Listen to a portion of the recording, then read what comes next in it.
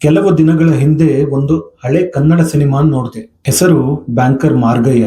ಸಿನಿಮಾದ ಕ್ಲೈಮ್ಯಾಕ್ಸ್ ನಲ್ಲಿ ಮುಖ್ಯ ಪಾತ್ರವಾದ ಮಾರ್ಗಯ್ಯ ತನ್ನ ಮೊಮ್ಮಗನಿಗೆ ಹೀಗೆ ಕೇಳ್ತಾನೆ, 100 ರೂಪಾಯಿಗೆ 1 ವರ್ಷಕ್ಕೆ 10 ರೂಪಾಯಿ ಬಡ್ಡಿ ಆದ್ರೆ 2 ವರ್ಷಕ್ಕೆ ಎಷ್ಟಾಯ್ತು ಅಂತ.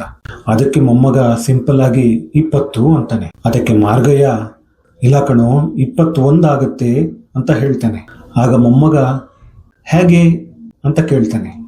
ಆಗ ಮಾರ್ಗಯ್ಯ ಹೇಳ್ತಾನೆ, ಹೇಗೆ ಅಂದ್ರೆ ಚಕ್ರ ಬಡ್ಡಿ ಅಂತ ಒಂದಿದೆ ಎನ್ನುವ ಈ ಕೊನೆ ಡೈಲಾಗ್ ನಲ್ಲಿ ಈ ಸಿನಿಮಾ ಮುಗಿಯುತ್ತೆ. ಹಾಗಾದರೆ ಏನೀ ಚಕ್ರ ಬಡ್ಡಿಯ ಸ್ವಾರಸ್ಯ ಅಥವಾ ಪವರ್ ಆಫ್ ಕಾಂಪೌಂಡಿಂಗ್ ನ ರೂಲ್ಸ್?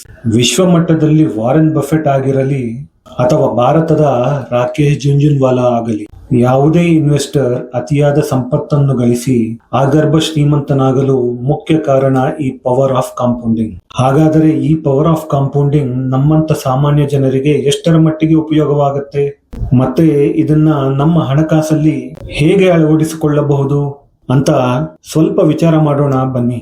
ಈ ಪವರ್ ಆಫ್ ಕಾಂಪೌಂಡಿಂಗ್ ವರ್ಕ್ ಆಗಲು ಹಲವು ಮುಖ್ಯ ಕಾರಣಗಳಿವೆ. ಮೊದಲನೇದು ವಿಚಾರ ಮಾಡೋಣ ಒಂದು ಎಕ್ಸಾಂಪಲ್ ನೊಂದಿಗೆ. ಇಬ್ಬರು ಕೊಲೀಗ್ಸ್ ತಮ್ಮ ಕೆಲಸದಿಂದ VRS ಪಡೆದು ತಲಾ 10 ಲಕ್ಷ ಪಡೆದಿರುತ್ತಾರೆ. ಒಬ್ಬನ ಹೆಸರು ಅಜಯ್, ಎರಡನೆಯವ ಅಕ್ಷಯ್. ಈಗ ಇಬ್ಬರೂ ತಮಗೆ ಬಂದ 10 ಲಕ್ಷ ದುಡ್ಡನ್ನು ಒಂದು ಬ್ಯಾಂಕ್ ನ ಫಿಕ್ಸ್ಡ್ ಡೆಪಾಸಿಟ್ ನಲ್ಲಿ ವರ್ಷಕ್ಕೆ 10% ಬಡ್ಡಿಯಂತೆ 10 ವರ್ಷಕ್ಕೆ ಇನ್ವೆಸ್ಟ್ ಮಾಡ್ತಾರೆ. ಈಗ ಮೊದಲನೇ ವರ್ಷ ಮುಗಿಯುತ್ತೆ. ಇಬ್ಬರಿಗೂ ತಲಾ 1 ಲಕ್ಷ ಇಂಟ್ರೆಸ್ಟ್ ಬಂದಿದೆ. ಇಲ್ಲಿ ಅಜಯ್ ತನ್ನ 1 ಲಕ್ಷ ವಿಡ್ರಾ ಮಾಡಿ ಜೀವನ ನಡೆಸುತ್ತಾನೆ, ಆದರೆ ಅಕ್ಷಯ್ ವಿಡ್ರಾ ಮಾಡಲ್ಲ. ಹೀಗೆ ಅಜಯ್ ಉಳಿದ 9 ವರ್ಷಗಳು ಕೂಡ ತನಗೆ ಬಂದ ಇಂಟ್ರೆಸ್ಟ್ ಅನ್ನು ವಿಡ್ರಾ ಮಾಡುತ್ತಾನೆ, ಆದರೆ ಅಕ್ಷಯ್ ಯಾವುದೇ ರೀತಿಯ ವಿಡ್ರಾ ಮಾಡೋದಿಲ್ಲ. ಈಗ 10 ವರ್ಷ ಮುಗಿದಿದೆ. ಇಬ್ಬರ ಅಕೌಂಟ್ ಕಡೆ ನೋಡಿದರೆ ತುಂಬಾ ವ್ಯತ್ಯಾಸ ಇದೆ. ಅಜಯ್ ಅಕೌಂಟ್ ನಲ್ಲಿ 10 ಲಕ್ಷ ಮಾತ್ರ ಉಳಿದಿದೆ, ಆದರೆ ಅಕ್ಷಯ್ ಅಕೌಂಟ್ ನಲ್ಲಿ ಸುಮಾರು 26 ಲಕ್ಷ ಕಾಣಿಸ್ತಾ ಇದೆ. ಅಜಯ್ ತಾನು ವಿಡ್ರಾ ಮಾಡಿದ 10 ಲಕ್ಷ ಲೆಕ್ಕ ಹಾಕಿದರೂ ಕೂಡ ಆತನ ಬಳಿ ಇರುವ ಒಟ್ಟು ಮೊತ್ತ 20 ಲಕ್ಷ. ಅದೇ ಅಕ್ಷಯ್ನ ಬಳಿ ಒಟ್ಟು ಮೊತ್ತ ಸುಮಾರು 26 ಲಕ್ಷ ಇದೆ. ಈ ವ್ಯತ್ಯಾಸಕ್ಕೆ ಕಾರಣ ಇಲ್ಲಿ 2 ಬೇರೆ ರೀತಿಯ ಇಂಟ್ರೆಸ್ಟ್ಗಳು ವರ್ಕ್ ಆಗಿರುವುದು. ಇಲ್ಲಿ ಅಜಯ್ ಪ್ರತಿ ವರ್ಷ ತನ್ನ ಇಂಟ್ರೆಸ್ಟ್ ವಿಡ್ರಾ ಮಾಡಿದ್ದರಿಂದ ಇದನ್ನು ಸಿಂಪಲ್ ಇಂಟ್ರೆಸ್ಟ್ ಎಂದು ಹೇಳುತ್ತೇವೆ. ಅದೇ ಅಕ್ಷಯ್ ತನ್ನ ಇಂಟ್ರೆಸ್ಟ್ ವಿಡ್ರಾ ಮಾಡದೆ ರೀಇನ್ವೆಸ್ಟ್ ಮಾಡ್ತಾ ಇದ್ದಿದ್ದರಿಂದ ಅದನ್ನು ಕಾಂಪೌಂಡ್ ಇಂಟ್ರೆಸ್ಟ್ ಅಂತ ಪರಿಗಣಿಸಲಾಗುತ್ತದೆ. ಈ ಇಬ್ಬರ ಇನ್ವೆಸ್ಟ್ಮೆಂಟ್ ಗಳ ವಿಷಯಕ್ಕೆ ಬಂದ್ರೆ ಇಲ್ಲಿ ಅಕ್ಷಯ್ ಮಾತ್ರ ಪವರ್ ಆಫ್ ಕಾಂಪೌಂಡಿಂಗ್ ತಮ್ಮದಾಗಿಸಿಕೊಂಡಿದ್ದಾರೆ. ಈಗ ಎರಡನೇ ಪಾಯಿಂಟ್ಗೆ ಬಂದ್ರೆ ಅದೇ ಅಜಯ್ ಮತ್ತು ಅಕ್ಷಯ್ನ ಎಕ್ಸಾಂಪಲ್. ಈಗಲೂ ಕೂಡ ಇಬ್ಬರು ಬ್ಯಾಂಕ್ ನ ಫಿಕ್ಸ್ಡ್ ಡೆಪಾಸಿಟ್ ನಲ್ಲಿ ಅದೇ 10 ಲಕ್ಷಗಳನ್ನು 10% ಬಡ್ಡಿಯಂತೆ 10 ವರ್ಷಕ್ಕೆ ಇನ್ವೆಸ್ಟ್ ಮಾಡಿದ್ದಾರೆ. ಮತ್ತೆ 10 ವರ್ಷಗಳಾಯಿತು. ಈಗ ಇಬ್ಬರ ಅಕೌಂಟ್ ನಲ್ಲೂ ಕೂಡ ಸುಮಾರು 26 ಲಕ್ಷ ಕಾಣಿಸ್ತಾ ಇದೆ. ಇಲ್ಲಿ ಅಜಯ್ ತಮ್ಮ ಅಕೌಂಟ್ ನಲ್ಲಿ ಇದ್ದ ಸುಮಾರು 26 ಲಕ್ಷ ವಿಡ್ರಾ ಮಾಡಿದ್ರು, ಆದರೆ ಅಕ್ಷಯ್ ತಮ್ಮ ಹಣವನ್ನು ವಿಡ್ರಾ ಮಾಡದೆ ಮತ್ತೆ 10 ವರ್ಷಕ್ಕೆ ಇನ್ವೆಸ್ಟ್ಮೆಂಟ್ ಅನ್ನು ಮುಂದುವರಿಸುತ್ತಾರೆ. ಈಗ 20 ವರ್ಷ ಪೂರ್ತಿ ಆದ ಮೇಲೆ ಅಕ್ಷಯ್ನ ಅಕೌಂಟ್ ನಲ್ಲಿ ಒಟ್ಟು ಮೊತ್ತ ಎಷ್ಟಿದೆ ಅಂತ ಅಂದ್ರೆ ಅದು ಸುಮಾರು 26 ಲಕ್ಷದ ಡಬಲ್ 52 ಲಕ್ಷ ಅಲ್ಲ. ಈಗ ಅಕ್ಷಯ್ನ ಅಕೌಂಟ್ ನಲ್ಲಿ ಸುಮಾರು 67 ಲಕ್ಷ ಕಾಣಿಸ್ತಿದೆ. ಇದೇ ಇನ್ವೆಸ್ಟ್ಮೆಂಟ್ ಅನ್ನು ಇನ್ನ 10 ವರ್ಷ ಎಕ್ಸ್ಟೆಂಡ್ ಮಾಡಿದರೆ ಬರುವ ಒಟ್ಟು ಮೊತ್ತ ಸುಮಾರು 1,77 ಲಕ್ಷ.